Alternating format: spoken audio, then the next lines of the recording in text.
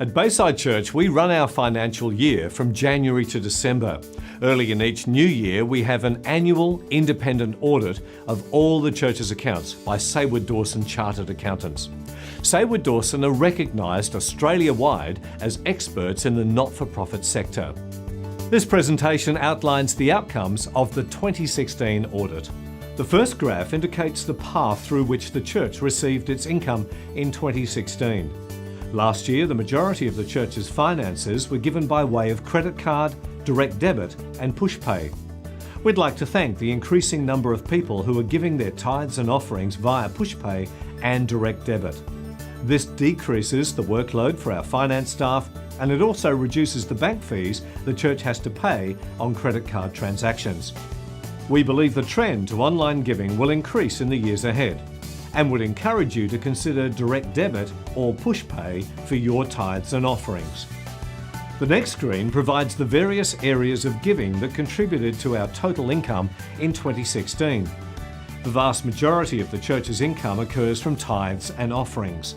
The once-a-year offering of first fruits is also quite significant. Income that has been designated, such as Home and Away or Bayside Community Care, or funds raised at the Trivia Night, is dedicated to that particular area of the church's ministry.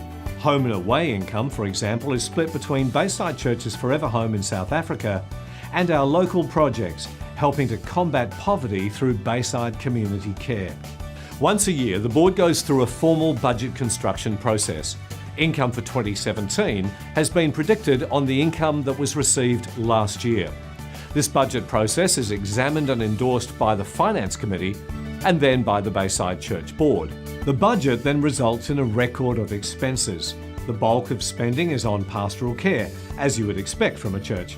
These expenses include remuneration for pastoral staff, discipleship, worship services and practical help.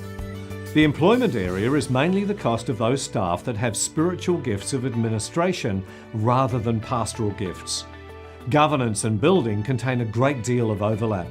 All the property expenses such as utilities, rental costs for the Frankston campus building, insurance, compliance, cleaning and other property expenses sit in these two categories.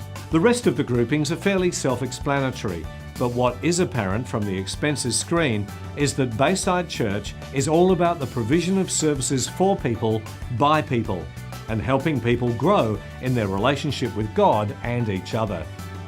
The board believes very much in living within our means. Over the last few years, our income slightly declined, then plateaued. Unfortunately, this seems to be common to most churches in Australia right now. As a result, the board and church staff have adopted a very disciplined approach to spending as we continue to be as diligent as possible in managing our resources. The final slide shows the projection of Home and Away spending for 2017.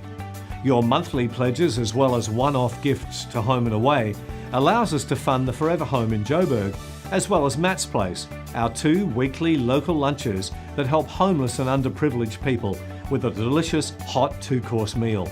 Last year we served about 10,000 meals. Home and Away funds also contribute to the annual Christmas lunch, search and rescue, single parent community vouchers and food hampers. The relief of poverty is a big part of the Christian gospel, a responsibility we take very seriously at Bayside Church. Christy and I, along with the board and finance team, want to thank all of you who faithfully and regularly give your tithes, offerings and first fruits so that Bayside Church can continue to be healthy and productive in the vision that God has given us. Our prayer is for God's kingdom to come and His will to be done on earth as it is in heaven. Your ongoing obedience to the Lord and generous giving to your church greatly assists in seeing this vision come to pass. Let the future begin.